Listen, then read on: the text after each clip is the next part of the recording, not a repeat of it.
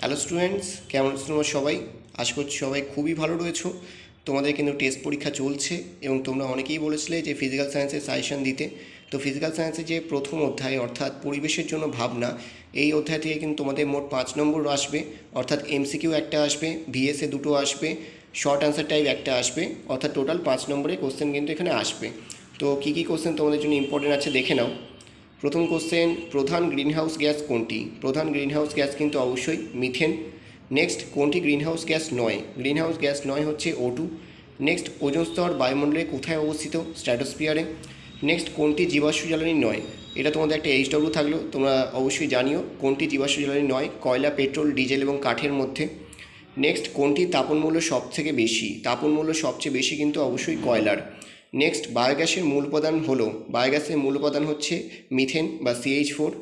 Next, greenhouse gas হিসেবে পৃথিবীর উষ্ণতা বৃদ্ধির জন্য নিচের কোন গ্যাসটির অবদান সবথেকে বেশি? সবথেকে বেশি কিন্তু অবশ্যই CO2 বা সাধারণত কার্বন ডাইঅক্সাইড। নেক্সট হচ্ছে, নিচের কোন গ্যাসটি ওজোন স্তরে ওজোন ক্ষয়ে সহায়তা করে না? এটা হচ্ছে NO2। নেক্সট হচ্ছে, জলাভূমিতে উৎপন্ন মার্স গ্যাস হলো প্রকৃতপক্ষে CH4 বা মিথেন। নেক্সট চলে আসছি ঠিক তার পরের পয়েন্ট, যে প্রশ্নমান 1 অর্থাৎ এক কথায় যে উত্তরগুলো। মেথনোজেনিক ব্যাকটেরিয়া কোন গ্যাস উৎপন্ন করে? অবশ্যই মিথেন গ্যাস।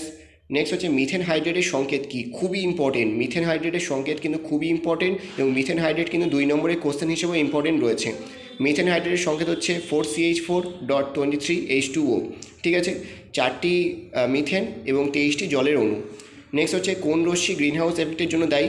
অবশ্যই কিন্তু UV রশ্মি। নেক্সট, একটি জৈব গ্রিনহাউস গ্যাসের নাম লেখো। জৈব গ্রিনহাউস গ্যাসের নাম হচ্ছে CH4 বা মিথেন। বায়োগ্যাসের একটি ব্যবহার লেখো, জ্বালানি হিসেবে ব্যবহার করা হয়। নেক্সট, জ্বালানির তাপনমূল্যের একক কী? জ্বালানির তাপনমূল্যের একক কিন্তু গ্রাম পার ক্যালোরি। নেক্সট, সূর্যের অতিবেগুনি রশ্মি বায়ুমণ্ডলের কোন স্তরে শোষিত হয়? স্ট্র্যাটোস্ফিয়ার, অর্থাৎ স্ট্র্যাটোস্ফিয়ারের অন্তর্গত যে ওজোনোস্ফিয়ার।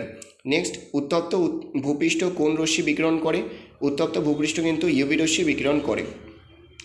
ট্রপোস্ফিয়ারের উচ্চতা বাড়ার সঙ্গে সঙ্গে উষ্ণতা অবশ্যই হ্রাস পায়। আচ্ছা, 8 দাগে যে কোশ্চেন, উত্তপ্ত ভূপৃষ্ঠ কোন রশ্মি বিকিরণ করে? এটা কিন্তু অবলোহিত রশ্মিও হতে পারে। নেক্সট চলে আসছি 10 দাগের কোশ্চেনে, স্ট্র্যাটোস্ফিয়ারের উচ্চতা বাড়ার সঙ্গে সঙ্গে উষ্ণতা কী হয়? বৃদ্ধি পেতে থাকে। প্রতি কিলোমিটার উচ্চতা বৃদ্ধিতে ট্রপোস্ফিয়ারের উষ্ণতা 6.5 ডিগ্রি সেলসিয়াস কমে। সত্য না মিথ্যা? অবশ্যই সত্য, যেটাকে বলা হয় ল্যাবসারেট উষ্ণতা। নেক্সট হচ্ছে, বায়োফুয়েলের একটি উদাহরণ হলো গ্যাসোলিন। অবশ্যই সত্য। নেক্সট, ওজোন স্তরের ওজোন বিয়োজনে NO এর ভূমিকা কী? এটা তোমাদের HW দেওয়া থাকলো, তোমরা জানিয়ে দিও।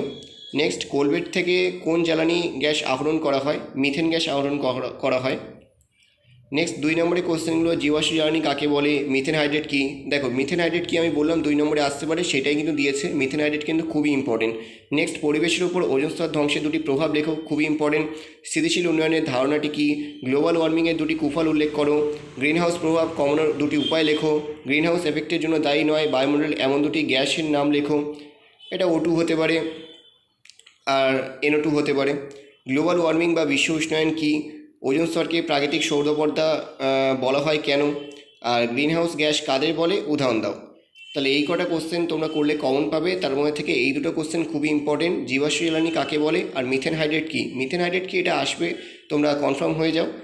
আর বাদবাকি এই ছিল তোমাদের পরিবেশের জন্য ভাবনা, অর্থাৎ ফিজিক্যাল সায়েন্সের প্রথম অধ্যায়ের যে সাজেশন। প্রত্যেকটা ভালোভাবে দেখে নাও এবং পারলে স্ক্রিনশটও তুলে নিতে পারো। তোমাদের সঙ্গে দেখা হচ্ছে সেকেন্ড অধ্যায়ের সাজেশনে।